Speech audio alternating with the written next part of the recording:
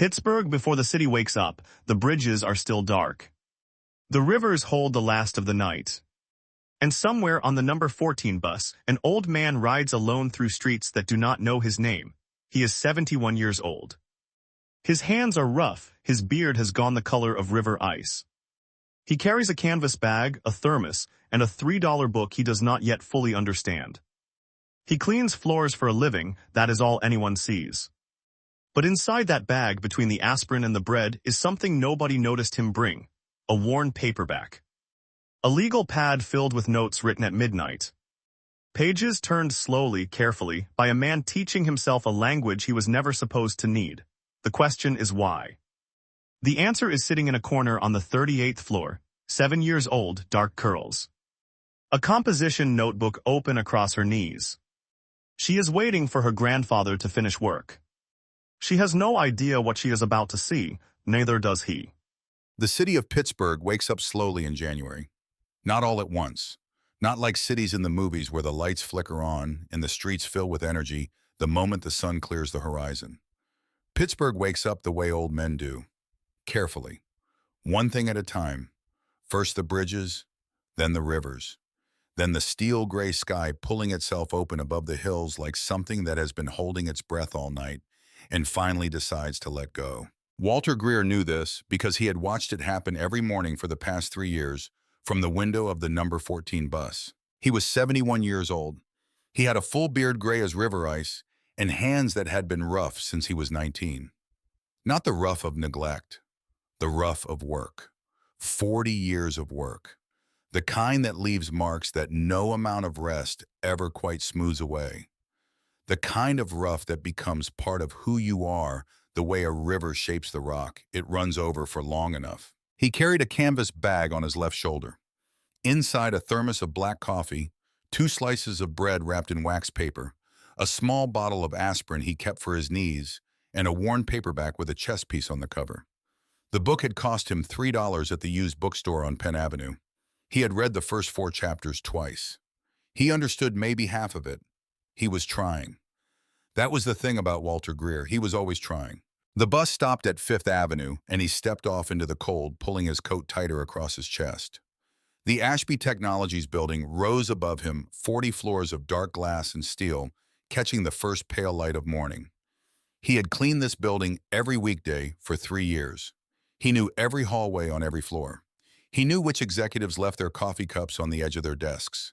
He knew which ones left the lights on when they went home. He knew which ones kept photographs of their children facing outward so visitors could see them, and which ones kept them turned inward, private for themselves alone. He knew the building the way you only know a place when you are invisible inside it. He badged through the service entrance and took the freight elevator to 38. The 38th floor was the executive level. Corner offices, floor-to-ceiling windows. The kind of furniture that cost more than Walter had made in his first 5 years at the mill. He pushed his cart down the hall in the half-dark, the wheels squeaking softly on the marble, the sound swallowed up by the silence of a building not yet awake. He stopped outside the last office on the left. Corner Suite. The name on the frosted glass read Clifton Ashby, Chief Executive Officer. Walter unlocked the door and pushed it open. He had been cleaning this office for 3 years. He knew exactly where everything was.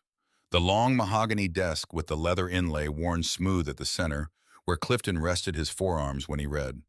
The credenza behind it lined with framed photographs. The small round table near the window where a chessboard sat mid-game pieces, frozen in a conversation Walter still did not fully understand but was working on. He set his cart just inside the door, pulled out his cloth and his spray bottle, and began. He started with the windows the way he always did. The glass was cold to the touch. Outside, Pittsburgh was still gray, the rivers flat and dark below the bridges strung with lights that had not yet been turned off for the morning.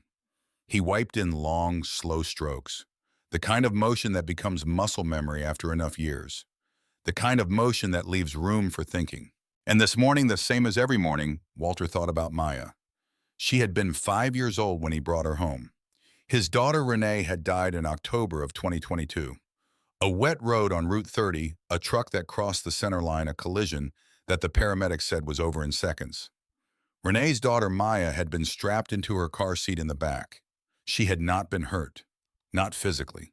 Walter had stood in the hospital hallway for a long time after the doctor told him. He could not remember later how long. Long enough that a nurse had brought him a cup of water and asked him if he needed to sit down. He had not sat down. He had driven to the second hospital where Maya was being held for observation, signed the paperwork he needed to sign, gathered his granddaughter into his arms, and taken her home. There was no deliberation. There was no considering other options. She was his, and that was the end of it.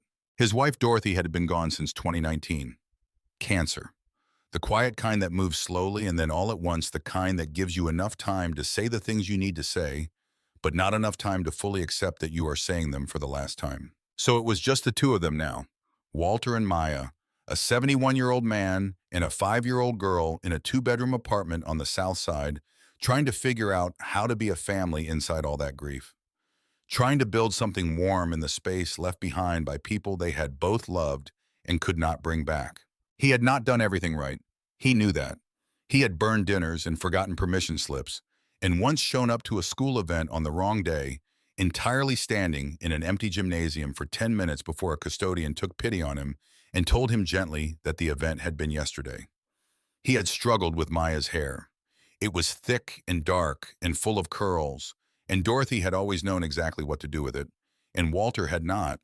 And the first 6 months had involved a lot of crooked ponytails and a lot of YouTube tutorials watched at 11 o'clock at night on a laptop that ran slowly and sometimes froze at exactly the wrong moment. But he had shown up. Every single day, he had shown up. That was what he had to give. Not money, not connections, not the kind of future a man plans for when he is young and full of certainty about where things are headed. He gave her his presence, his steadiness, his willingness to learn things he had never needed to know before and would not have predicted needing to know at 71. Like chess. He looked at the board on the table by the window as he moved his cart across the office. The pieces were in the same position they had been yesterday. He did not know enough yet to understand what kind of game this was, whether white was winning or black had the advantage, whether the position was sharp or quiet or somewhere in between. But he was learning. He had been reading about chess for 4 months. He had not told anyone this. Not Maya, not his neighbor Mrs. Calloway, who sometimes watched Maya after school, not Raymond Taft, whom he had not yet met. He had simply started reading because he had seen Maya look at this board through the open doorway 3 weeks ago, and the way she had looked at it had unsettled him in a way he could not immediately name. Like she recognized something. Like she was coming home to a place she had never been. He began to wipe the edge of the table, working around the pieces without disturbing them. Behind him, he heard the soft shuffle of sneakers on marble. He did not turn around immediately. He assumed it was the security guard doing his morning rounds. He kept wiping. The footsteps stopped. He turned. Maya was standing just inside the doorway of the corner office, her composition notebook clutched against her chest, her eyes fixed on the chessboard with an expression Walter had never seen on her face before. It was not curiosity exactly. It was not wonder exactly. It was something quieter and more serious than both. It was the expression of someone solving a problem they have not yet been told exists. Maya. His voice was low, firm, the voice he used when something mattered. You're not supposed to be in here. She did not move. Her eyes did not leave the board. Maya. She did not turn around. Her voice was quiet, almost to herself. Grandpa. She pointed at the board with one finger not touching it, hovering just above the surface. The white knight. If it goes here, she traced an L shape in the air above the piece. It attacks the queen and the rook at the same time. Walter went very still. He looked at the board. He looked at his granddaughter. He looked back at the board. He did not know enough yet to know if she was right, but he knew enough to know she was not guessing. There was no uncertainty in her voice, no hesitation in the way she traced that shape in the air. She was reporting something she had seen the way you report what you see when you look out a window. The door opened. Clifton Ashby was 32 years old and had the look of a man who had not slept well, but had learned to function that way. Dark suit, no tie, yet a coffee cup in one hand and a folder in the other.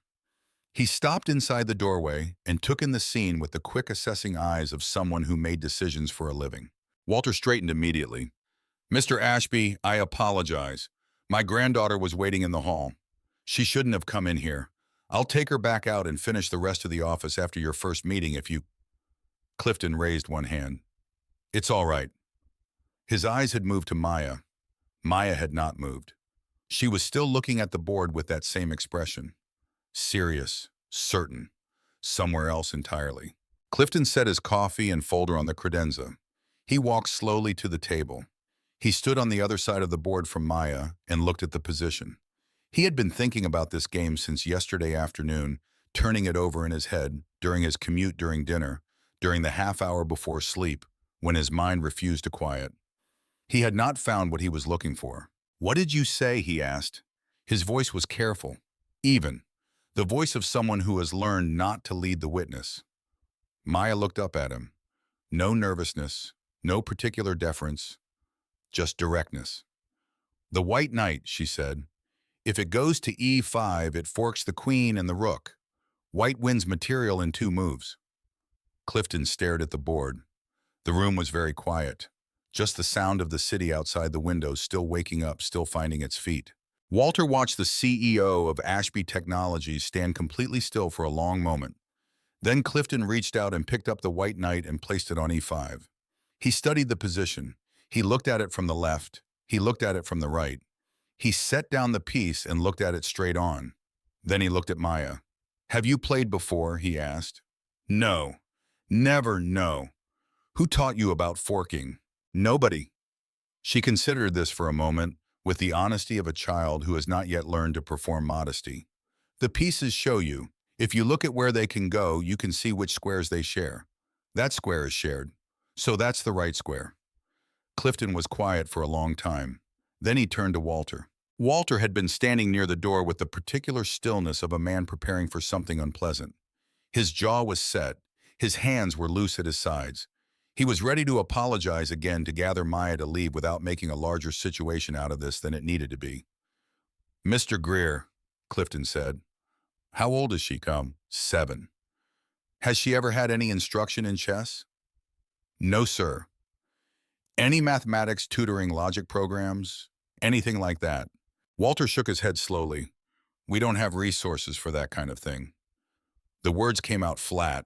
Not bitter, not ashamed, just true, the way a fact is true. Clifton nodded slowly. He looked at Maya again.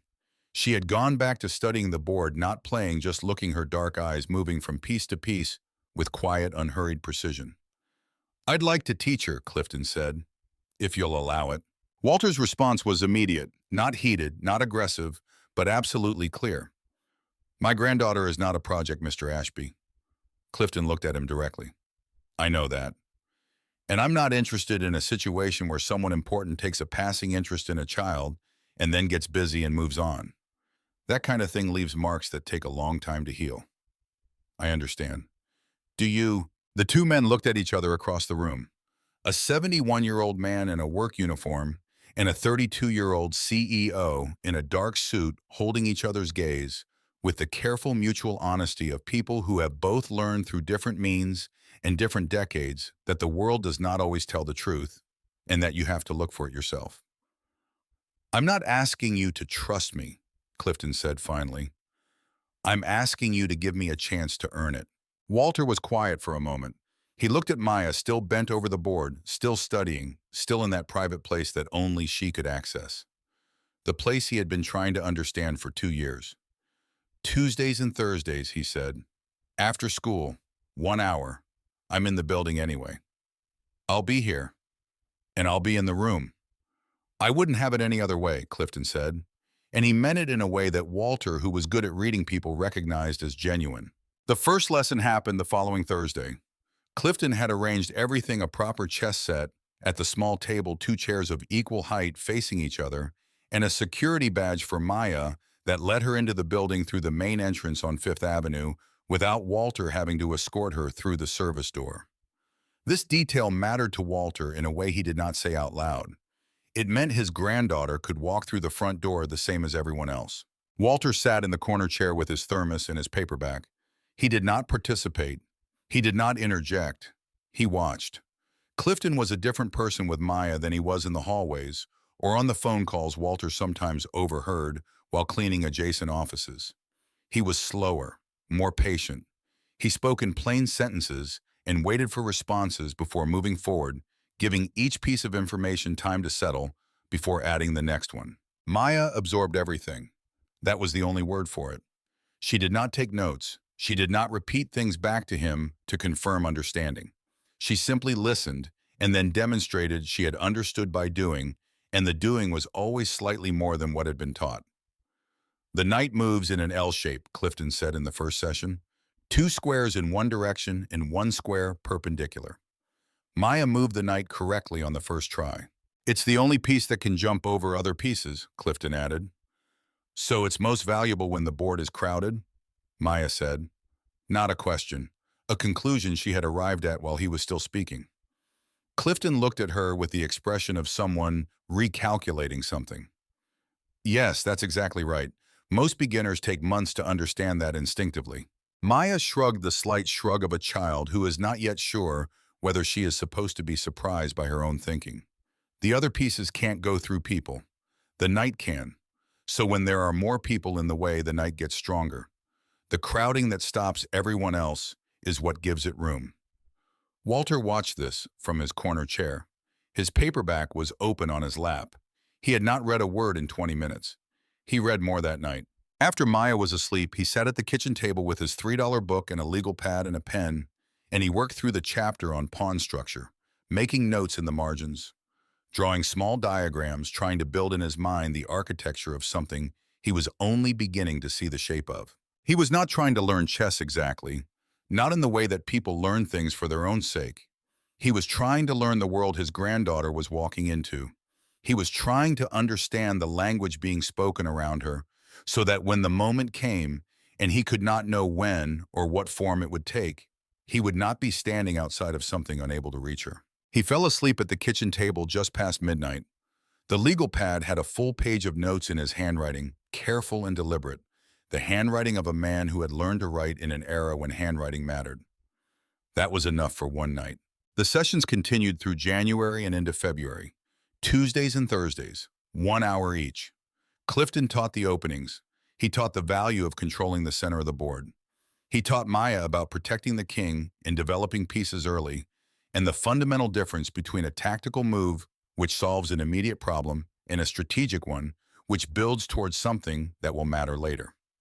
Maya played her first complete game in the third session. She lost, but she lost the way experienced players lose, fighting for every exchange, never conceding ground without making Clifton pay something for it, finding small advantages even inside a disadvantage, and holding on to them as long as the position allowed.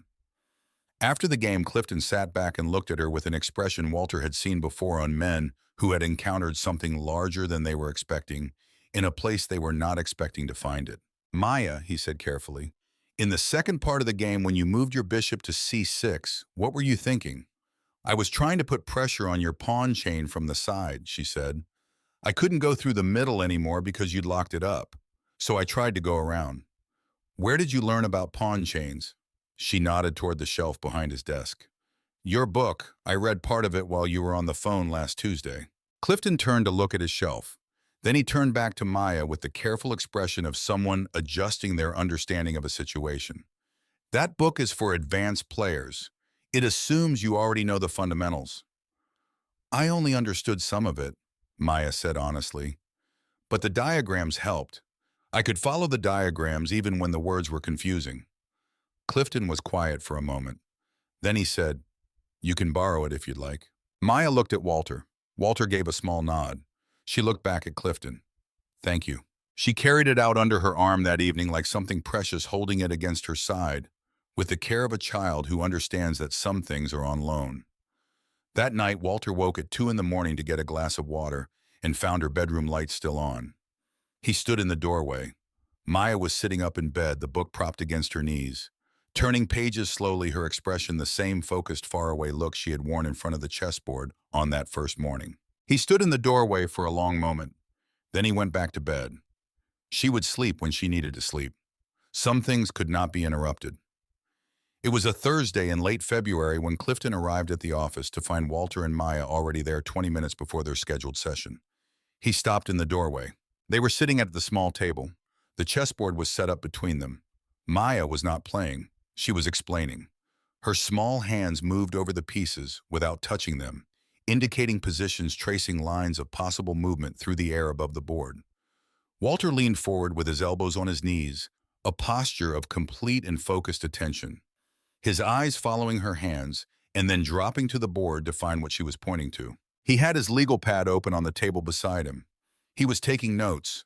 Maya said something about the night that Clifton could not quite hear, and Walter wrote it down, and then Walter asked a question in his low, steady voice, and Maya leaned forward and moved a bishop 3 squares, and the logic of what she had been explaining became visible in the new position of the pieces, and Walter nodded slowly and wrote something else on the pad.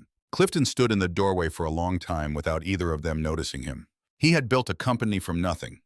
He had raised capital in rooms full of skeptical people and hired talent from places that did not want to let it go, and made decisions worth hundreds of millions of dollars, sometimes with incomplete information, sometimes against the advice of people who knew more than he did. He had sat across tables from some of the most impressive minds in American technology and had never once felt he was watching something that could not eventually be measured or categorized or understood if you studied it long enough. This was different. This was a 71-year-old man who had worked in a steel mill his entire adult life, sitting across from his 7-year-old granddaughter learning chess at midnight and arriving 20 minutes early to understand more. Not because he wanted to compete, not because he wanted to prove something, because he refused to stand outside of something that mattered to the person he loved most in the world, because he had decided that understanding her world was part of his job, and Walter Greer did not leave jobs unfinished. Clifton had been trying to understand since that first morning what it was that made Walter Greer different from the other people he encountered. Men who accepted things. Men who moved around the edges of other people's decisions without ever pushing on them. Men who absorbed difficulty without redirecting it. Walter did not do any of those things. He was not passive. He was not defeated.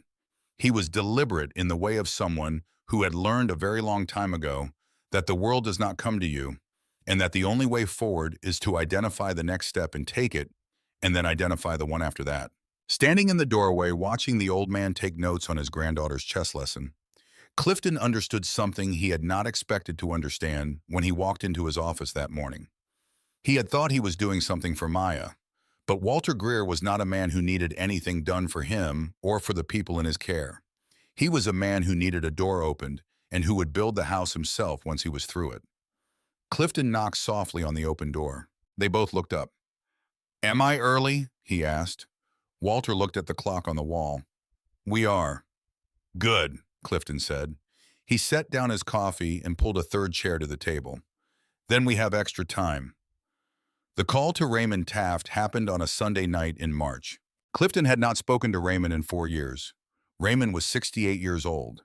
He had been a chess grandmaster for 30 of them, one of the strongest American players of his generation, a man whose games were still studied and whose name still carried weight in rooms where chess was taken seriously.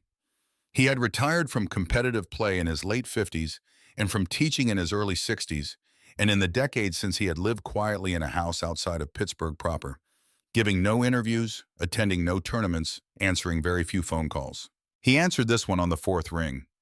"Raymond," Clifton said, "I need you to come see something." "No.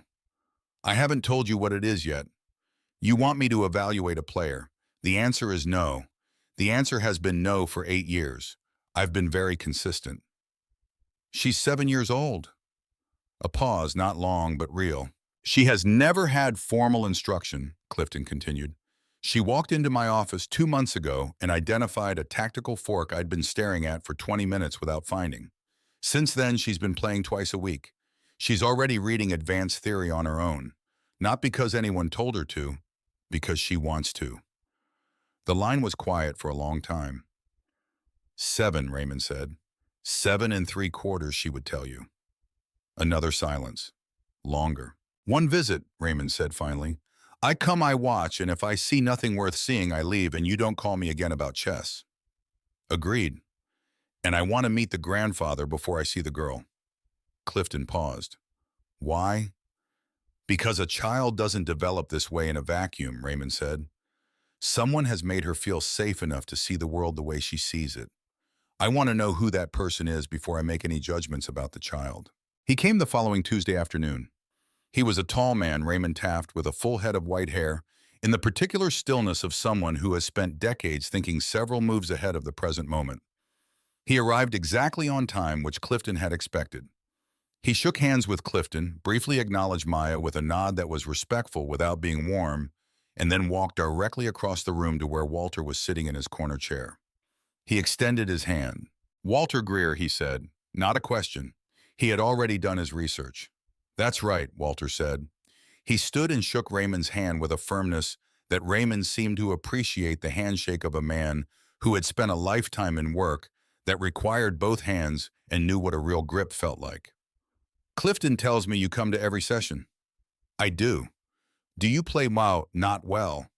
But you've been learning." Walter looked at him steadily with the calm of a man who does not feel the need to justify himself, but is willing to explain. "A man should understand the world his family is walking into." Raymond held his gaze for a moment. Then he nodded once. A small nod.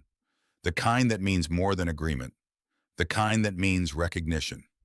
He turned and sat down across from Maya. They played for 55 minutes. Raymond played the way grandmasters play, when they are not trying to win, but trying to understand. He opened space and watched how she moved into it.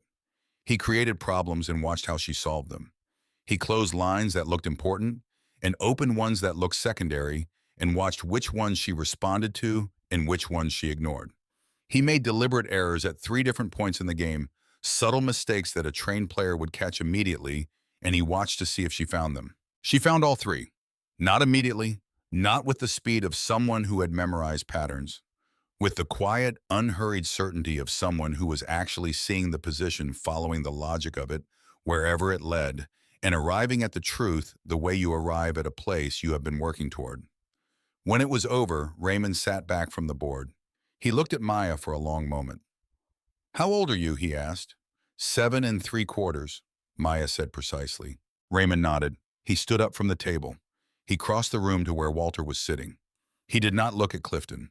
He pulled the other chair close and sat down beside Walter, and spoke in a voice that was quiet enough that Maya, resetting the pieces at the table, could not quite hear. "In 40 years, Raymond said, looking not at Walter but at Maya, "I have worked with hundreds of children. I have seen real talent perhaps a dozen times, the kind of talent that justifies the word." He paused. "I have seen what I just saw in that girl twice." Walter was very still. "She does not simply understand chess," Raymond continued.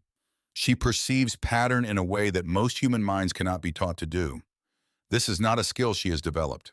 She was born with something that cannot be given to someone who does not have it, and cannot be taken from someone who does." He turned finally to look at Walter directly. "The decision about what happens next is not Clifton Ashby's. It is yours. Everything that follows, what she is exposed to, how fast this moves, how far it goes, all of it begins with you. You are the person she looks at when she needs to know whether something is safe." Walter sat with this for a long moment.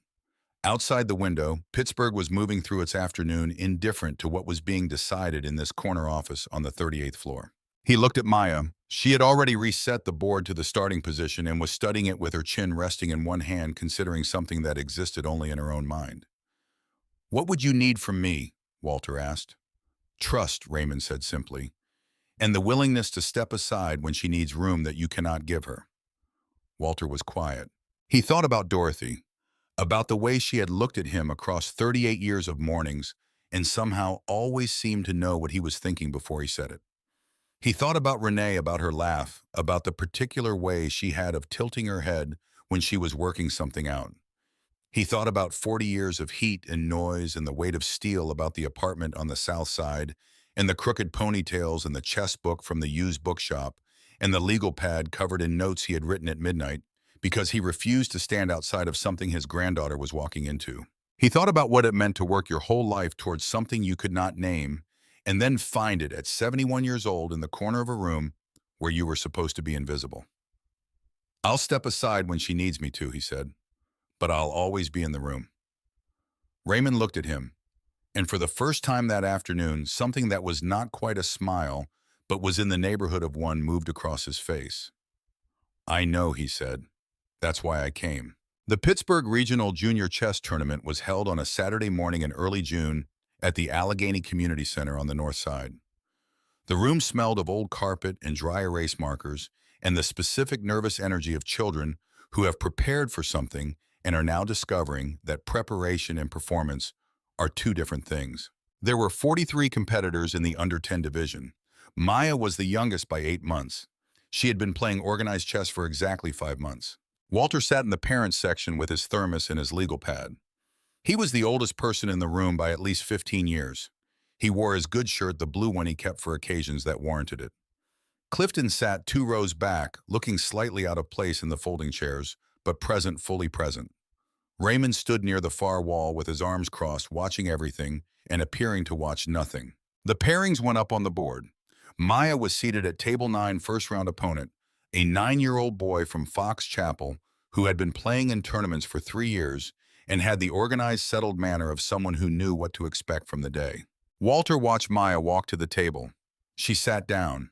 She adjusted the board slightly so that it was perfectly centered in front of her, a habit she had developed that Walter had come to recognize as her way of establishing that this space for the duration of this game was hers.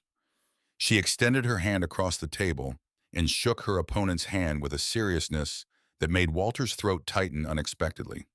The round began. He could not follow the game from where he sat.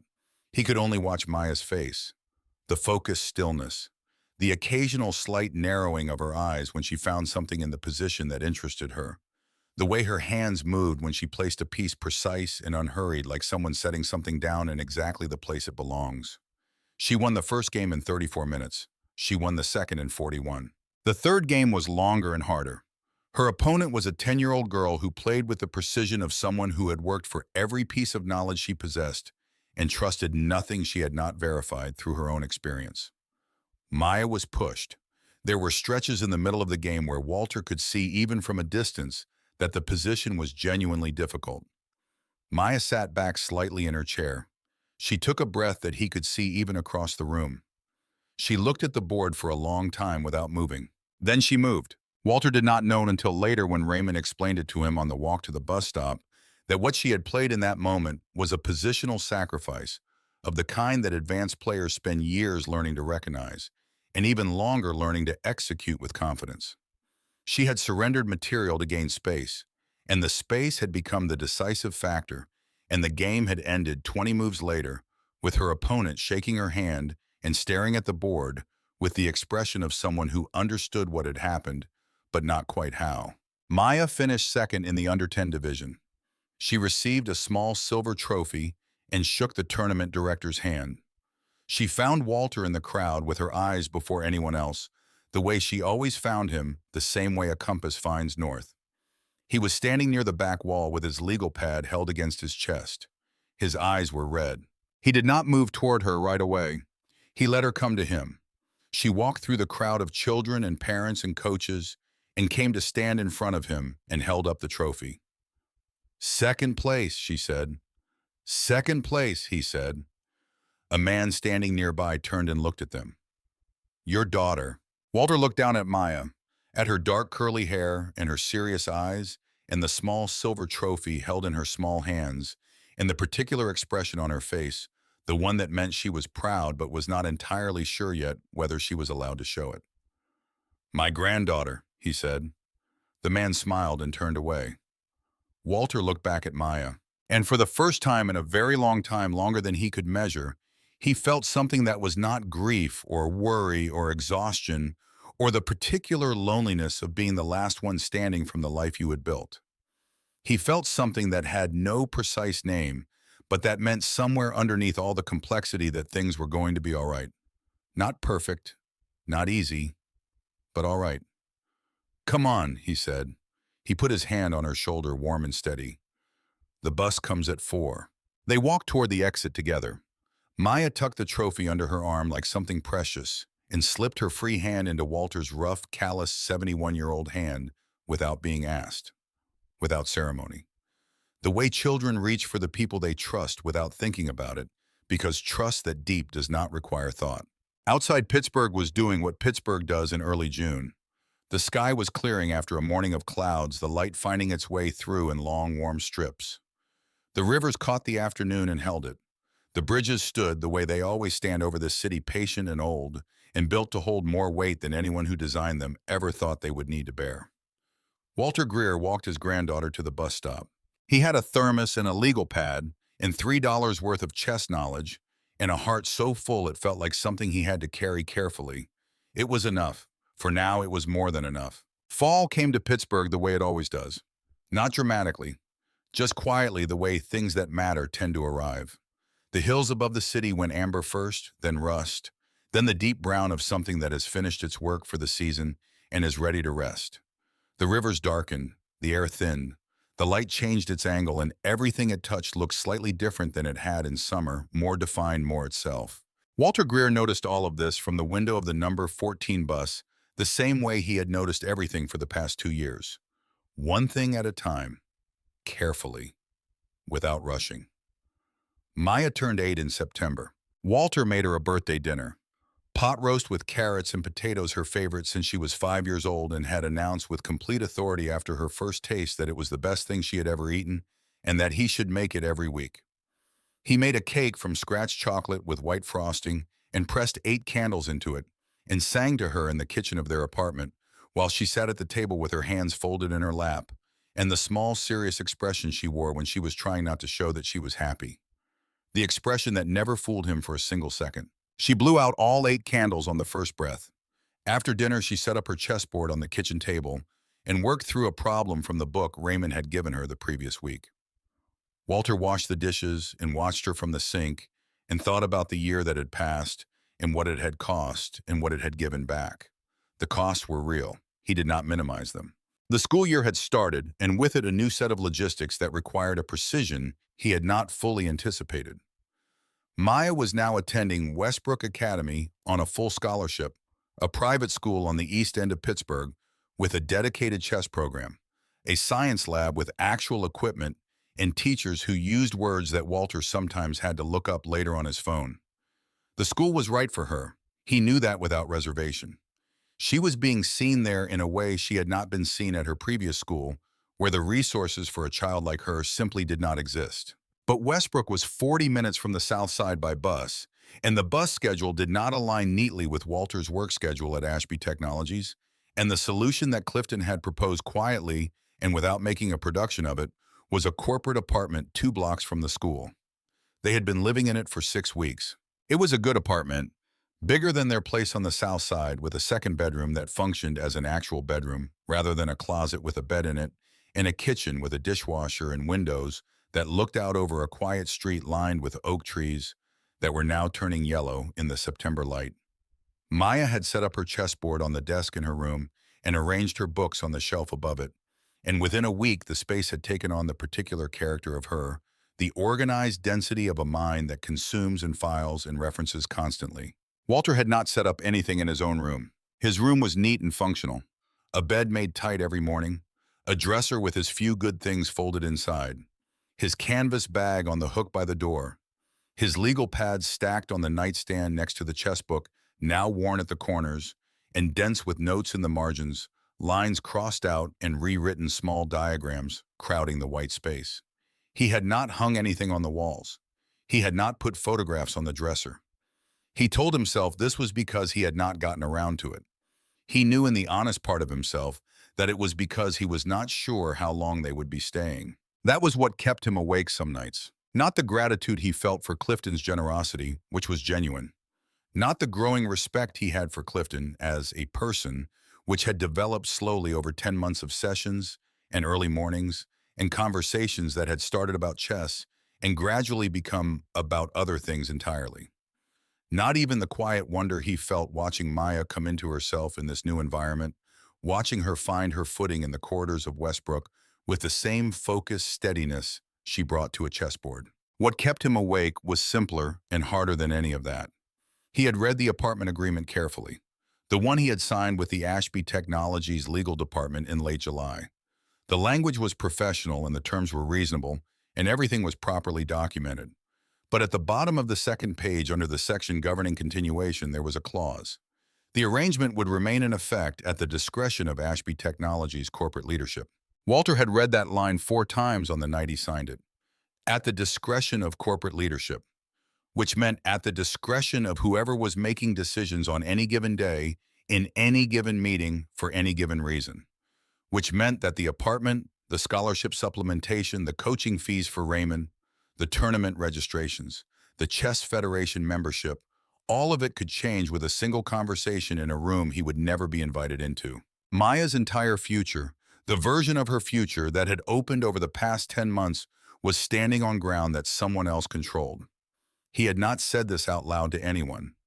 He was working on what to do about it.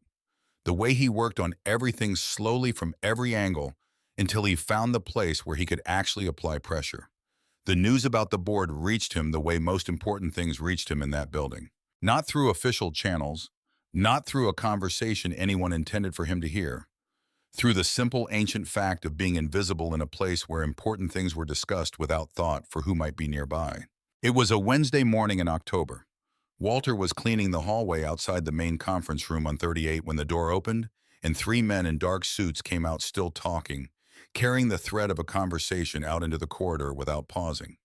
He pushed his cart a step closer to the wall, kept his eyes on his work, kept his hands moving. The words came through without effort. Discretionary funds, personal initiative, exposure to reputational risk, distraction from core business objectives, and then clearly the chess program. He did not stop moving. He did not change pace or posture. He pushed his cart another 6 feet down the hall, turned the corner, and stood there for a moment with his hands on the cart handles and his jaw set. Then he went back to work. He thought about it on the bus ride home that evening, sitting in the back with his canvas bag on his lap. The city moving past the window in the way it did when you were not really seeing it present and absent at the same time. He turned the thing over in his mind the way he used to turn problems at the mill. Slowly, from every side, looking for the place where the actual issue lived beneath the stated one. He did not tell Maya that evening. He watched her work through her chess problems at the kitchen table while he made dinner, and they ate together and talked about her history class and the particular argument she had gotten into with a classmate about the causes of the Civil War, which Maya had strong opinions about, and he listened and responded and was present in the way he was always present with her. After she went to sleep, he sat at the kitchen table with a glass of water and his legal pad. He wrote at the top of the page in his careful handwriting, "What do I actually control?" He sat with that for a long time. Then he began to write. He was in Clifton's office at 6:15 the following morning. Not because Clifton had asked him, not because he had scheduled anything. He had simply arrived before the building filled up, before the day's business imposed its logic on everything, and knocked on the open door of the corner office and waited. Clifton was already there. He was always there early. Walter had noted this over 3 years of cleaning his office. Whatever else could be said about the man, he was not someone who asked more of others than he asked of himself. Clifton looked up when he saw Walter in the doorway. Something in his expression shifted, not surprise exactly, more the look of a man who has been anticipating a conversation and is not certain he is fully ready for it. "Walter?" "Mr. Ashby." "Clifton." For perhaps the 100th time, patient as always. Walter came in and stood on the other side of the desk. He was in his work uniform, canvas bag over his shoulder. He reached into the bag and produced a plain white envelope and placed it on the desk between them. Clifton looked at it without picking it up. "What is that?" he asked. "3 job applications," Walter said. "Part-time positions. 2 of them are within bus distance of Westbrook. 1 is closer to here." He paused. "I have already submitted them. I wanted you to know." Clifton was very still. "Walter." "The apartment arrangement," Walter said. "The sponsorship, the coaching fees, the tournament expenses, all of it. I am grateful. I want to be clear about that. You have been generous in ways that have mattered more than I know how to say." He held Clifton's eyes. "But Maya cannot grow up in a life that depends on corporate discretion. She needs to know that her foundation is solid, that it belongs to us, not to a clause in someone else's contract." Clifton was quiet for a moment. "I heard them," Walter said before Clifton could speak.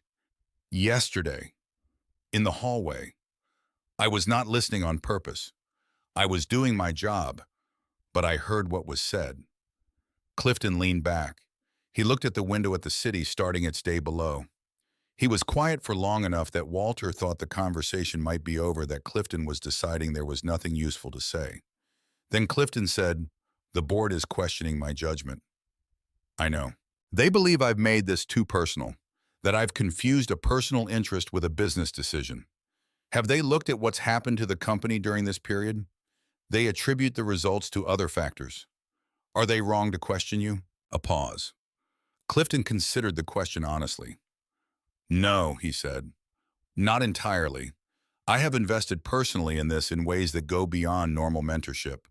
He turned back to look at Walter. But they are wrong about Maya, and they are wrong about you. That doesn't change what I need to do, Walter said. Which is what? Walter put both hands flat on the edge of the desk, grounding himself. The posture of a man explaining something, not defending it. Stand on my own feet.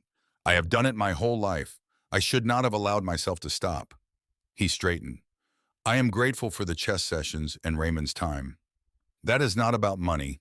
That is about Maya and what she has earned. I am asking you to continue that, but I need to carry the rest myself. The room was quiet. Clifton picked up the envelope. He held it in both hands. He did not open it. Because one morning, Walter said, Maya is going to ask me what it means to work for something you care about, and I need to have an honest answer. Clifton looked at him, in the expression of a man encountering something he had read about but not often seen. What do you need from me? He asked quietly. Keep coaching her, Walter said. Keep the sessions with Raymond. Let me handle the rest. Clifton nodded. Walter picked up his canvas bag and turned toward the door. Walter, he stopped. I'm going to fight the board, Clifton said. Not as a budget matter, because they're wrong about what this is and what it's worth. Walter looked at him over his shoulder. That's your business, he said. I respect that, but it's not mine. He walked out into the hallway and went back to work. The change in Maya happened gradually. Raymond noticed it first, which was no surprise. He noticed most things first. It was mid-October, a Tuesday afternoon session, and Maya was working through an endgame problem that she had solved correctly in practice 3 times before. She solved it correctly again, but the way she solved it was different. She chose the safe path, the technically sound path, the path that guaranteed the correct result with the least possible risk. It was the right answer. It was also in the way Raymond understood these things, and Walter was increasingly learning to understand them, the wrong approach for a player of her gifts. Safety at the cost of creativity is not prudence in chess. It is a form of surrender. After the session, Raymond walked out to the hallway with Walter while Maya packed her things. She's pulling back, Raymond said, not as a complaint, as a diagnosis. Walter said nothing. You know what I mean, Raymond continued. She's playing to avoid losing rather than playing to win. Those are 2 fundamentally different games. And a player with what she has should never choose the first one, because the first one will use up her gifts without honoring them. Walter looked through the glass at Maya, carefully placing pieces back in their box with her characteristic precision. Is it the school, the pressure of the new environment? Walter was quiet for a long moment. Something at home, he said, that was all. Raymond studied him. He did not push. He had been around long enough to know when a man was carrying something that was not ready to be put down. The Pittsburgh regional qualifier is 2 weeks away, Raymond said. She's technically prepared, but if she plays the way she played today, she will place respectably. She will not be herself. He paused. And that is the part that matters most. Fix whatever it is, Raymond said, and went back inside. That evening, Walter made dinner and watched Maya across the table and tried to see what Raymond was seeing. She was quieter than usual. She ate methodically without the running commentary that normally accompanied dinner. The observations about whatever she was reading or thinking about the questions that came out of nowhere and led to conversations that lasted past bedtime. She helped clear the plates when they were done and went to her room. Walter stood at the sink for a while, his hands in the water, not washing anything. Then he went to her door and knocked. Come in. She was sitting on her bed with a chessboard arranged on the covers in front of her. But she was not studying a position. She was just sitting, hands folded in her lap, looking at the board without seeing it. Walter sat down in the desk chair and faced her. Do you want to stop? He asked, straight and plain, the way he asked things that mattered. She looked up. Stop what? Any of it. Chess, the training, all of it. If it's become too much, we stop. No argument from me, no disappointment. Maya looked at him for a long moment. The serious eyes, the face that communicated more than it revealed. "Do you want me to stop?" she asked. "No," he said, "but this is not about what I want." She looked back down at the board. She was quiet long enough that Walter began to think she might not answer. Then she said, "I know you're working more." He said nothing. "I heard you on the phone," she said, "talking to the place about the weekend job. I know it's because of us, because of the apartment and the school and everything." She still did not look up. "I don't want you to do that." And there it was. Not the pressure of competition, not the difficulty of a new school, or the weight of other people's expectations pressing down on her. His granddaughter was pulling back on the chessboard because she was afraid of what her gifts were costing him. She was 8 years old and she was already trying to make herself smaller so that he did not have to work so hard. Walter sat with that for a moment. It hurt the way only love hurts, the specific sharp ache of watching someone you love try to protect you from the cost of loving them back. He leaned forward with his elbows on his knees. "Maya, look at me." She looked up. "I worked in a mill for 40 years, he said. 12-hour shifts. Heat that you would not believe is real until you have stood in it. Noise that lives in your ears long after you leave. I did that work every day for 40 years, and I was proud of every day of it." He held her gaze. "If I take on another job now, it is not a burden to me. It is simply the next thing I do, because you are worth any next thing I am capable of doing." Her eyes were bright. "But that," he continued, "is not the reason to play chess. You should play chess because when you sit down at that board, something happens in you that does not happen anywhere else. I have been watching you for more than a year now. I know exactly what it looks like when you are in there." He paused. "And I know what it looks like when you are not." She was very still. "Don't play small," he said. "Don't make yourself easier to manage because you think I need the quiet. Don't hold back what you have because you're afraid of what it costs." He sat back. "I need to see you play the way you play when nobody is watching and nothing is at stake except the game itself. That is what I need from you." The room was quiet around them. Outside, a car moved slowly down the oak-lined street. The trees shifted in the evening wind. "Okay," Maya said. "Okay," Walter said. He stood and moved toward the door. "Grandpa," he stopped. "The pot roast was better this year," she said, "than last year." She was already looking at the chessboard again, already moving back into wherever she went, when chess opened up inside her mind. He looked at her for a moment. Then he left her to it. The Pittsburgh Regional Qualifier was held on a Saturday morning in early November at the Carnegie Library Community Room on the north side. Smaller than the summer tournament. More concentrated. The children here were the ones who had won their local rounds and were looking for the next level of difficulty, and they carried themselves with the knowledge of that. Walter arrived early and took a seat along the sidewall. He brought his thermos but left the legal pad at home. Today he was not studying. Today he was just watching. Raymond stood near the back. Clifton was not there.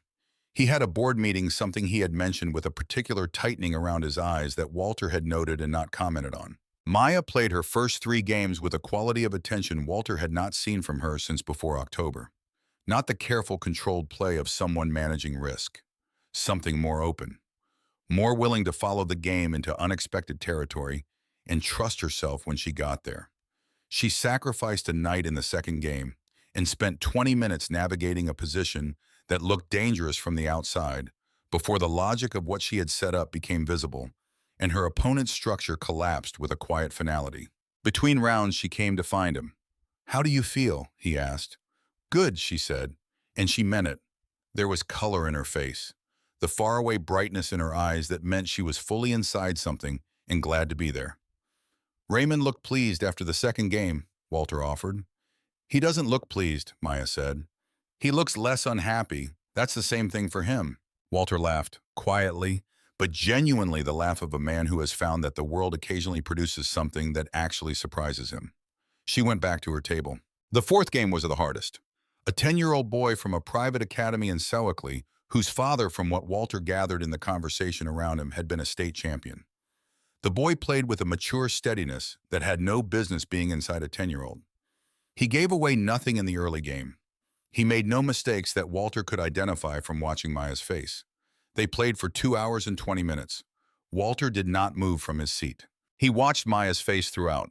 The stillness, the patience, the way she would sometimes press her lips together slightly when she had found something in the position that she was not yet ready to act on, cataloging it, keeping it for later. The way she breathed differently when the game was going well than when it was merely going acceptably.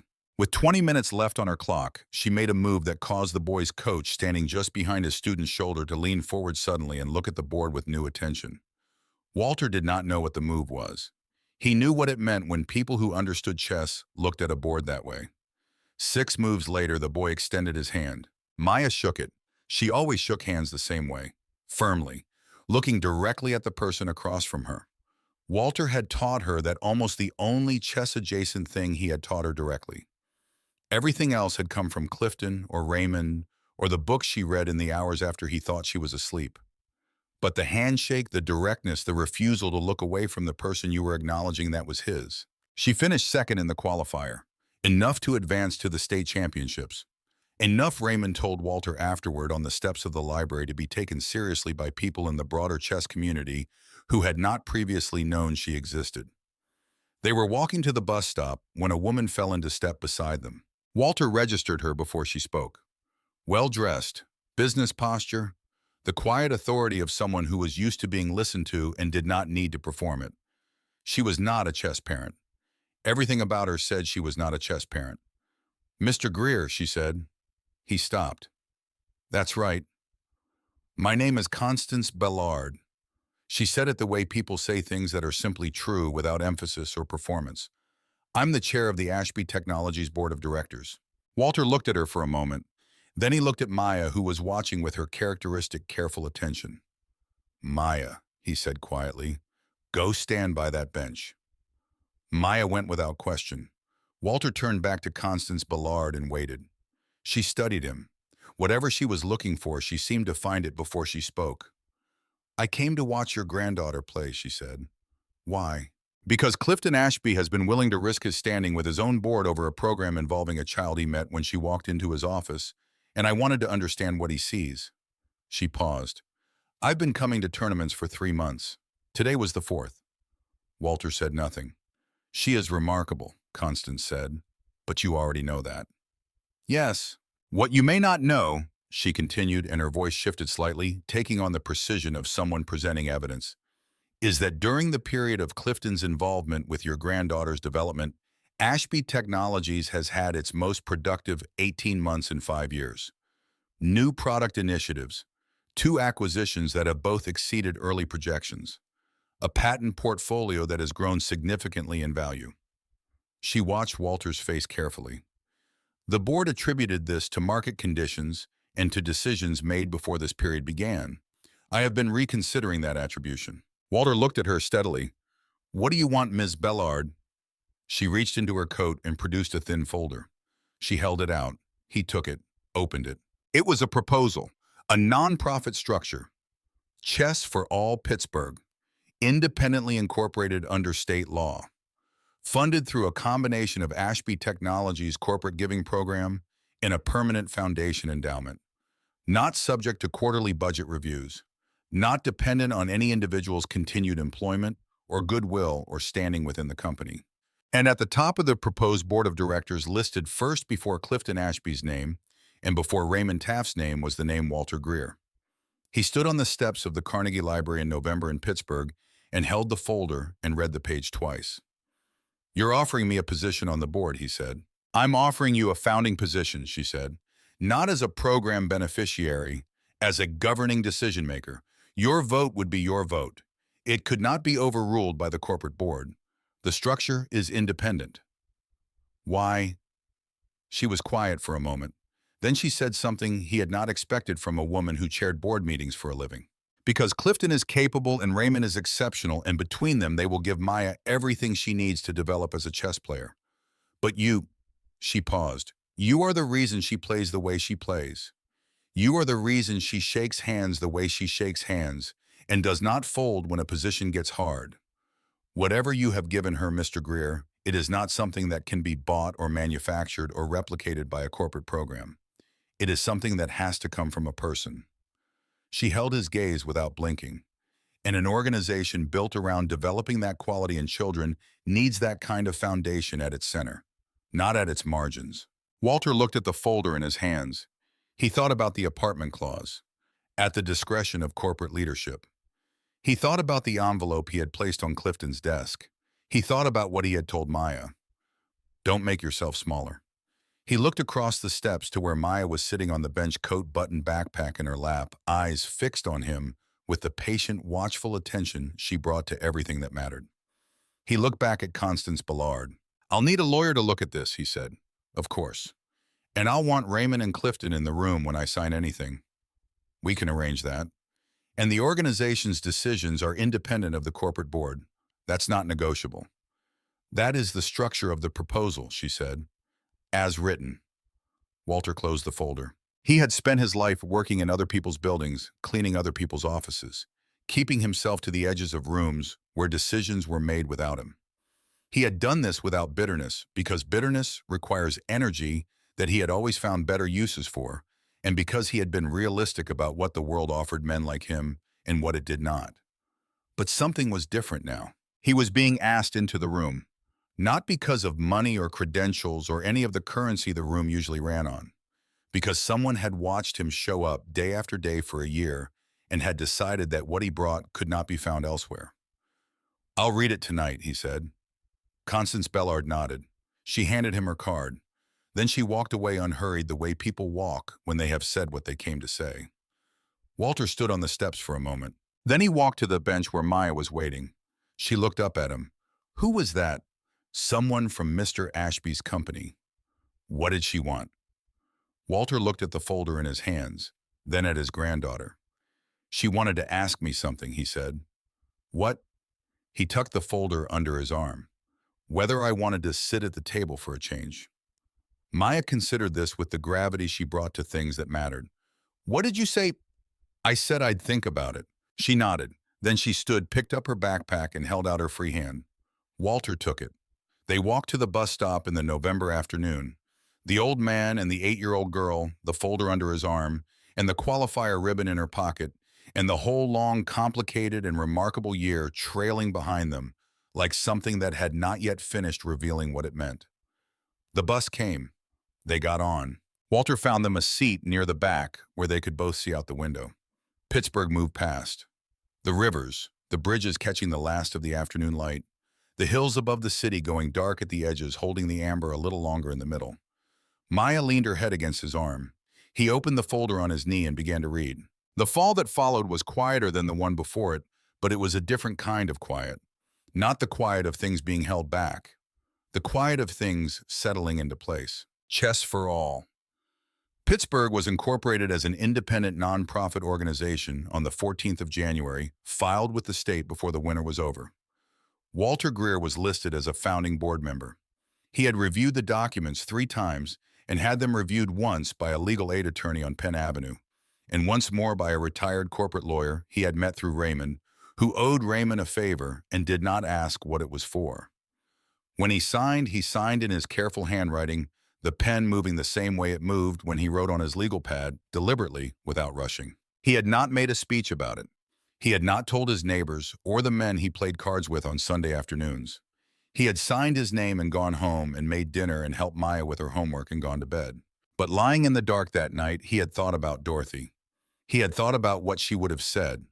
Dorothy had been a woman of precise words, and few of them the kind of woman who could communicate more in a single sentence than most people managed in a paragraph. He thought she would have said something like, "It's about time, Walter." And then she would have returned to whatever she was reading because that would have been enough. He missed her every single day. That had not changed. He did not think it would. But the missing had shifted in its quality over the past year. It was still there, the same weight, the same unmistakable presence. But it sat differently. Less like an open space and more like company. Like she was somewhere close by, not gone so much as around the corner, watching to see how things turned out. He thought she would have liked Maya's chess. He thought she would have liked the way things were turning out. Maya turned 9 in September. She was a different person at 9 than she had been at 7. Not in the ways that mattered most. She was still serious, still direct, still capable of sitting with a chess problem for 45 minutes without speaking or changing position, a stillness that people who did not know her found unnerving, and people who did found completely natural. Still the same child who reached for his hand without thinking and asked questions that led to conversations that lasted past any reasonable bedtime. But there was something settled in her now, not the brittle confidence of someone who has been told they are exceptional and is trying to live up to it. The quieter, sturdier confidence of someone who has been tested in ways that counted and has gathered real information about what she is made of. She had finished third in the Pennsylvania State Scholastic Championship in the spring. She had won the Northeast Regional Junior title in May. She had been featured in a short piece in Chess Life magazine, a half page with a photograph of her at a tournament board, her chin resting on one hand, looking at a position with an expression the writer had described as preternatural focus. The writer was not wrong. Walter had bought 3 copies of the magazine. He kept one in the nightstand drawer. He gave one to Raymond. He mailed one to Dorothy's sister Greta in Cleveland with a note that said simply in his careful handwriting, "That's our girl." Greta had called him that same evening and talked for 40 minutes, which was 38 minutes more than Greta usually talked on the phone. He had listened and said yes in the right places and gone to bed feeling for the first time in a long time that the world was larger than his grief. The national championship was in Chicago. It had been on the calendar since June circled on the paper calendar Walter kept on the kitchen wall because he did not trust important dates only to a phone. The National Scholastic Chess Championship held annually at a lakefront convention center. Over 1,000 young players from all 50 states. 2 days of competition. The under-10 bracket Maya's division was considered the strongest it had been in a decade, with several players whose names the chess press had been tracking for 2 or 3 years already. Raymond had been preparing her for 4 months. Clifton had handled the logistics travel hotel registration. The expenses ran through the Chess for All Pittsburgh account, properly budgeted and properly documented, reviewed at the October board meeting by all 3 members, Walter included. He had gone through the budget line by line the same way he went through everything now, without rushing, taking the time to see the whole thing before accepting any part of it. He had learned that from chess. You do not rush what matters. They took the train to Chicago. Walter had not been to Chicago in 11 years. The last time had been for a Steelworkers Union conference in 2013. 2 days in an airport hotel, seeing nothing of the city except what the cab window offered between the terminal and the meeting rooms. He remembered it as enormous and indifferent, the way big cities feel when you arrive in them for purposes that have nothing to do with the city itself. This time was different. Maya pressed her face against the train window as they came in along the lakeshore, the skyline rising on the left and the water opening up on the right, flat and enormous and silver in the late afternoon light, looking less like a lake and more like something that had decided not to have edges. "It's big," she said. "Yes. Bigger than Pittsburgh." "Different kind of big," he said. "Pittsburgh is big up and down. Chicago is big sideways." She considered this for a moment with her characteristic seriousness. Then she nodded and went back to the window, satisfied with the answer, in a way that meant she would think about it more later. Raymond sat across from them, reading. Clifton was on his phone, the quiet voice of a man managing a company from a distance. He put it away when he caught Walter looking and gave a small nod that meant he was present. Walter accepted this without comment. The hotel was 2 blocks from the convention center. Clean and functional, nothing extravagant. Maya had her own room for the first time in her traveling life. She spent the first 10 minutes arranging her travel chess set on the desk by the window, orienting herself in the space the way she always did, establishing her ground before anything else. Walter stood in the doorway of her room. "Get some sleep," he said. "I will," she said. She was already studying a position. He pulled her door almost closed and went to his own room and sat on the edge of the bed and looked at the wall for a while without seeing it. He thought about the number 14 bus, about the legal pad pages, about the $3 book, which he had long since replaced with a more serious volume that Raymond had recommended, and which he had read twice with better comprehension than he had expected.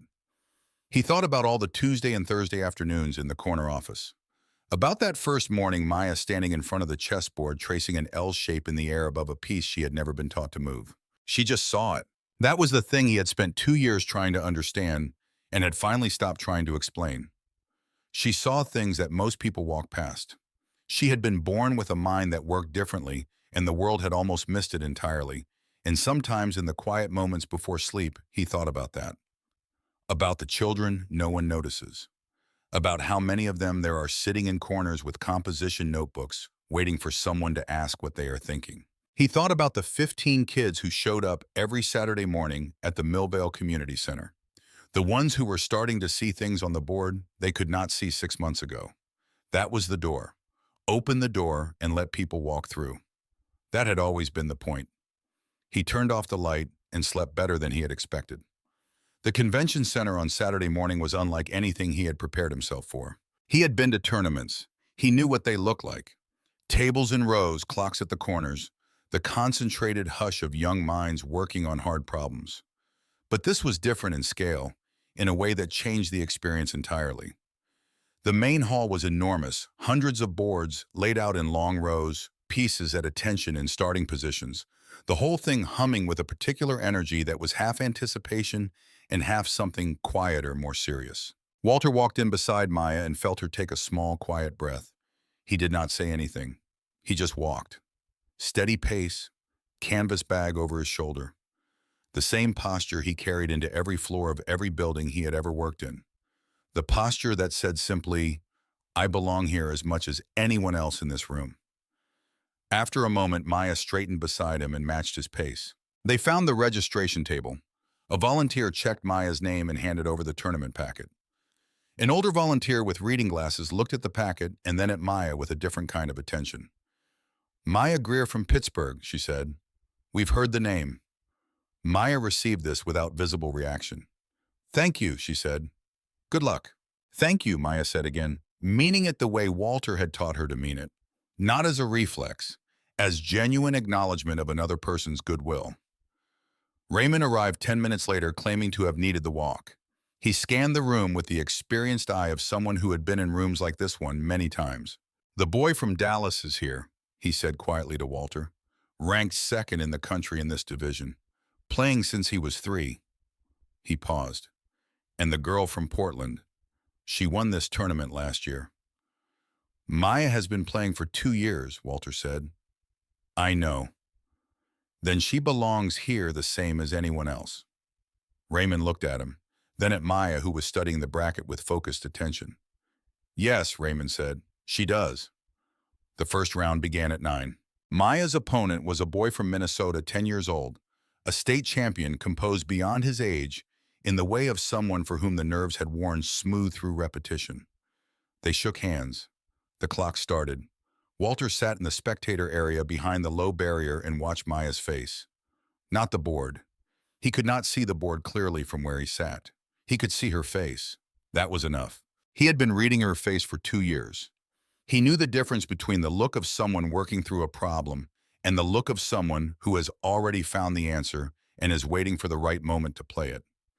He knew the slight downward shift of her eyes that meant she had found something unexpected. He knew the specific stillness that came over her when she was in a position she understood and trusted. He watched her face for an hour and 15 minutes. She won. The second game went faster. Her opponent played with aggressive precision and was handled with a patience that Walter recognized as Raymond's teaching rendered in practice. Let them come to you. Don't chase. Make them play into what you have already prepared. Maya won the second game in 50 minutes. At lunch, they sat at a table in the convention center cafeteria. Raymond analyzed both games on his pocket set. Clifton got coffee and listened. Maya ate the sandwich Walter had packed for her that morning, turkey on wheat, the same sandwich she had eaten before every tournament since the Pittsburgh Regional in June. "Your end game in the second game," Raymond said. "The rook coordination. Where did that come from?" "The book you gave me in August," Maya said. "The Capablanca collection." Raymond looked up from the pocket set. "You applied a specific game from that book.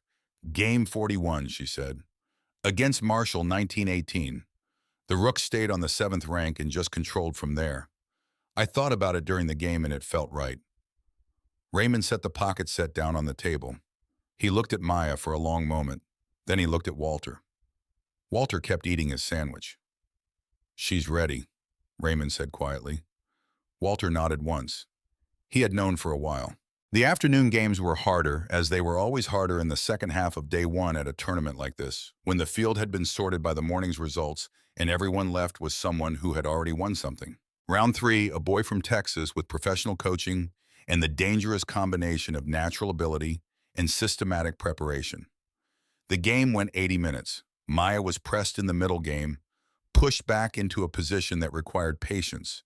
She had holding each square, giving nothing without cost. And then the pressure shifted in the way that tides shift slowly, and then with conviction, and she converted the endgame. Round four, the girl from Portland, the defending champion. She was 10 a year older than Maya, and she played with the settled authority of someone who had stood at the top of this particular mountain before and knew every path on it. This game drew observers. People stopped at the barrier and stayed. Walter noticed this and said nothing. The game took 2 hours and 5 minutes. Maya lost. She lost on a subtle error in the late middle game, a move that looked natural and had a flaw she did not find in time, and her opponent found it and made it decisive over the next 30 moves. Maya fought the way she always fought, never giving anything away without extracting a price, but the outcome had been determined. She shook hands. She came to the spectator area and sat down beside Walter. He handed her a bottle of water. She drank half of it. "The 30-second move," she said. "I don't know chess well enough to know which move that was," he said. "I saw two options. I chose the wrong one." "Did you know it was wrong when you played it?" She thought about this honestly. "No, I thought it was equal. I found out later it wasn't." "Then it wasn't a mistake," he said. "It was information. You learned something about that kind of position that you didn't know before. That's not a loss. That's tuition." She was quiet for a moment.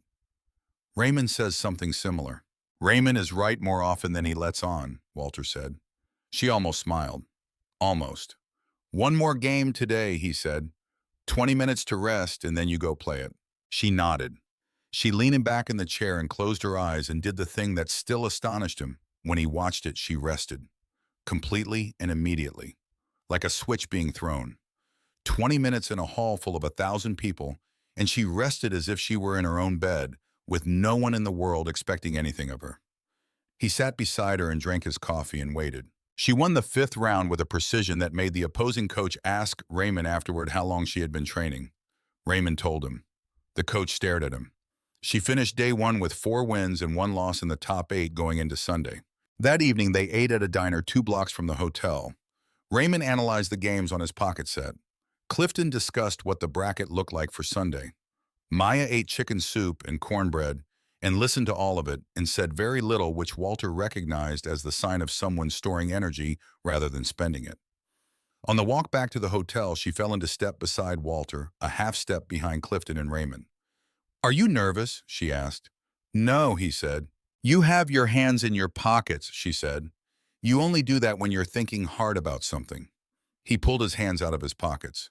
"Observant. I watch you the way you watch me," she said simply.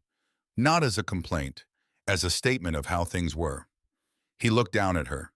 She was looking straight ahead, her breath making small clouds in the November air coming off the lake. "I'm not nervous," he said. "I'm thinking." "About what?" He was quiet for a moment. "About what tomorrow means and what it doesn't mean." She waited. "Whatever happens tomorrow," he said, "you are already something. You were something before any of this started, and you will be something after the last of it ends. The chess is part of you.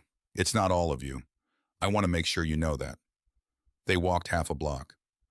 "I know," she said, "but I still want to win." "Good," he said. "So do I." Sunday. The quarterfinals in the morning. Maya played a boy from California whose rating made Raymond's eyebrows rise when he saw it. The game went 95 minutes. She played her best chess of the tournament, precise and purposeful, from the opening managing the pressure of the middle game, with a maturity that Walter, who understood considerably more than he had a year ago, could recognize even from where he sat. She won the semifinals after lunch. Her opponent was the boy from Dallas, ranked 2nd in the country, 9 years old. He had the stillness of a much older player and built his positions with a systematic quality that Raymond had described to Walter as genuinely impressive, not a word Raymond used carelessly. The game began. Walter watched. 20 moves in Maya's position was under pressure. Not lost, but constrained her pieces lacking room, the boy from Dallas having constructed something in the center that was slowly limiting her options. 30 moves, the structure had not broken. 40 moves. Walter set down his coffee. He had learned enough to know that what he was watching was serious. The position required something that technique alone could not supply. It required the willingness to accept risk that might not resolve cleanly. He thought about what he had told Maya 2 weeks ago at the kitchen table when she had asked if he was worried about Chicago. He had told her about the Homestead Mill in 1989. A Tuesday afternoon when the main press had failed and nothing the supervisors tried was working and the schedule was coming apart. There was a man named Charlie Briggs, 61 years old, 35 years at the mill, who had been standing in the corner with his arms crossed watching the whole thing. And finally, Charlie had walked over and said, "I know what's wrong." The supervisor was 32 with an engineering degree and did not particularly want advice from the floor. But he was desperate enough to listen. Charlie was right. Not because he was smarter than anyone else, because he was not afraid to say what he saw. Walter had told Maya this story, and she had asked whether he was talking about Charlie or about her, and he had said both. He watched her face now across the barrier. She was looking at the board. Then something shifted, the particular easing in the set of her jaw, a breath that was slightly deeper than the ones before. Her eyes moved to a part of the board she had not been focused on. She moved. He learned later from Raymond what she had done, a pawn sacrifice designed to shatter the structure that had been suffocating her, an injection of imbalance into a game that had been slowly closing around her, the kind of move that requires accepting a worse position in order to create a different kind of game entirely, one that favors a different kind of mind. What Walter saw was that something had changed in her face. The boy from Dallas looked at the board for 7 minutes before responding. His response was technically correct, but the game had changed. The closed systematic game he had been building was gone, replaced by something open and complicated, and full of the kind of positions where seeing what is not yet on the board matters as much as calculating what is. 20 moves later, the boy from Dallas extended his hand. Clifton said quietly, "She's in the final." Raymond sat with his eyes closed. Walter sat completely still. The final was at 4 o'clock. Her opponent was the girl from Portland, the same girl who had beaten Maya on day 1. They shook hands across the board with the mutual acknowledgement of players who have already measured each other and know exactly what they are dealing with. The girl from Portland was a year older and had the composed bearing of someone who intended to defend what she had won before. The game began. Walter sat with his hands on his knees and watched his granddaughter play chess. He had watched her play from folding chairs in community centers and from cushioned seats in hotel ballrooms, and from the corner of a corner office on the 38th floor of a building he cleaned every morning. He had watched her win games that should have been draws, and draw games that should have been losses, and fight through positions that looked hopeless until they were not. He had watched her develop from a child who could see a pattern she had never been taught to a player who could build them from nothing. But this was different. This was the final of the National Scholastic Chess Championship.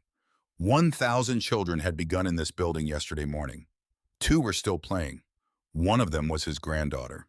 She was 9 years old. She had been playing chess for 2 years.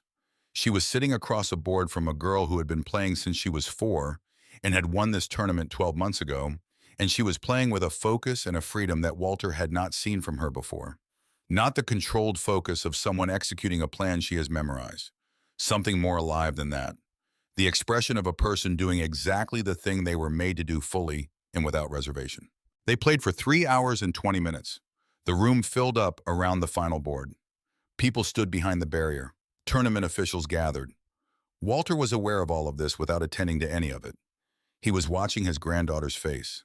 The game went into an endgame that was level and close and complicated, both players working with a small number of pieces on a board that had been contested for 3 hours, neither willing to make the error that the other would immediately punish.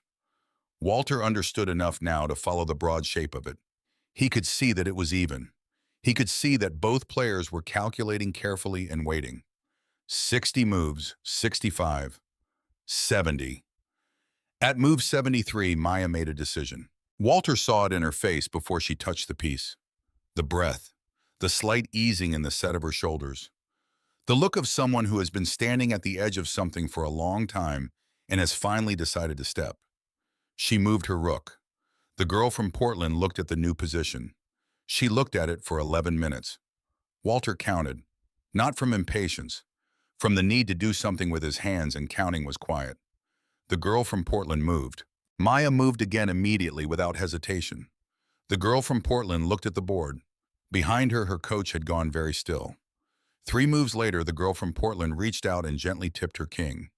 The room was quiet for 1 full second. Then it was not. Walter sat completely still while the noise and movement happened around him. Raymond was on his feet with his hand over his mouth. Clifton said something that Walter did not hear. He was watching Maya. She was still at the board. She reached across and gently stood the girl from Portland's king back on its square, the gesture of a player for whom respect for the game has always come before the result. She shook hands. She spoke with the tournament director. She signed a clipboard. Then she turned. She found him immediately across the room through the crowd the way a compass finds north. She walked toward him. Walter stood up. She came through the gap in the barrier and stood in front of him, and he looked at her face, this 9-year-old girl with her dark curly hair and her serious eyes, and the quiet that lived in her that he had never fully understood and had spent 2 years learning to trust. She held out her hand. He looked at it. She was not offering a handshake. She was offering him her hand the way she had offered it in the Carnegie Library parking lot in November, the way she had offered it after the first tournament in June, the way she had been offering it since she was 5 years old. And he had brought her home from a hospital corridor, and the two of them had begun the long work of building something warm inside all that grief. He took it. They stood there for a moment while the room moved around them. Someone was making an announcement at the front. People were taking photographs. The lights of the convention center were very bright. A young woman appeared at Walter's elbow. Notebook, recorder. "Maya, can I ask you something quickly?" Maya looked at Walter. He gave a small nod. "Sure," Maya said. "Who taught you to play chess?" Maya did not hesitate. She did not look at Raymond, who was 10 feet away. She did not look at Clifton, who was on his phone again, smiling for the first time all day. She looked at Walter. "My grandfather," she said. The reporter looked at Walter. 71 years old, gray beard, canvas bag over one shoulder, hands that had been rough since he was 19. The kind of man you would not look at twice in most rooms. "What did he teach you?" the reporter asked. Maya thought about this for a moment, the same way she thought about a move. Seriously, giving it what it deserved. "That not being afraid is the strongest move," she said. "And that you start from wherever you're standing. That's the only place you can start from." The reporter wrote this down. Walter looked straight ahead at something in the middle distance. He was doing the thing he had promised himself he would not do in front of 1,000 people. He was doing it anyway. They took the late train back to Pittsburgh. Maya fell asleep before they cleared the Chicago suburbs, her head against Walter's arm, the gold medal around her neck. Her hands folded in her lap, asleep the way children sleep when they have spent everything they had and there is nothing left to hold back. Walter looked out the window. The city lights fell away behind them, and the dark of the Indiana countryside opened up flat and wide and full of nothing in particular, and the train moved through it with the steady, unhurried rhythm of something that knows exactly where it is going. Raymond slept across the aisle. Clifton was awake, his phone finally put away, looking out his own window at the dark. After a while, he said quietly, not to wake Maya, "What are you thinking about?" Walter considered the question. "Dorothy," he said. "My wife." Clifton nodded. "And Renee, Maya's mother." Another nod. Walter looked down at Maya sleeping against his arm. The medal, the hands in her lap, the particular completeness of a child who has done exactly what she came to do. "I used to think the hardest thing about getting old," he said, "was losing people, watching things end." He was quiet for a moment. "But I think the hardest thing is actually understanding that things continue, that the story keeps going past the point where you thought it was finished." Clifton listened. "Dorothy didn't get to see this," Walter said. "Renee didn't get to see this. I can't give it to them. That's not something I get to change." He paused. "But I can be here for it. I can witness it. And maybe that was always the part I was supposed to do." The train moved through the dark. "Yeah," Clifton said quietly. "Maybe that's it." Neither of them said anything else. The night was enough. 6 months later, the Millvale Community Center on a Saturday morning in March. 15 children sat at 5 chess tables in a room with old carpet and good light coming through windows that someone had recently cleaned. The room smelled of coffee from the table by the door and something harder to name, something that took a moment and turned out to be possibility, which has a specific smell in rooms where people are trying something for the first time. Walter stood at the front of the room. He was wearing his good blue shirt. His legal pad was on the small table beside him. Behind him, a demonstration board on a stand with magnetic pieces that could be moved without falling. The kind of board he had seen Raymond use in the sessions on the 38th floor and had eventually bought for himself from the chess supply catalog he had begun receiving in the mail. Raymond sat in the back row reading his book, which meant he was watching everything. Maya sat at the side table, available to any student who got stuck working through her own problems, with the quiet, focused attention that had begun to feel to Walter less like an exceptional quality and more like simply the way she was made, the way some people are made to see things others walk past. 15 children, ages 6 to 11, from the South Side and Millvale and Hazelwood, and one girl who took 2 buses from Braddock with her grandmother every Saturday morning, which Walter knew because he had asked. None of their families had paid a registration fee. All the equipment had been provided through Chess for All Pittsburgh. Walter looked at them. He saw a boy in the second row who had arrived 4 months ago, moving pieces with the impulsive speed of a child who had not yet learned that speed and insight are different things, and who now sat with a stillness that he clearly had to work to maintain, but was working to maintain, which was the whole point.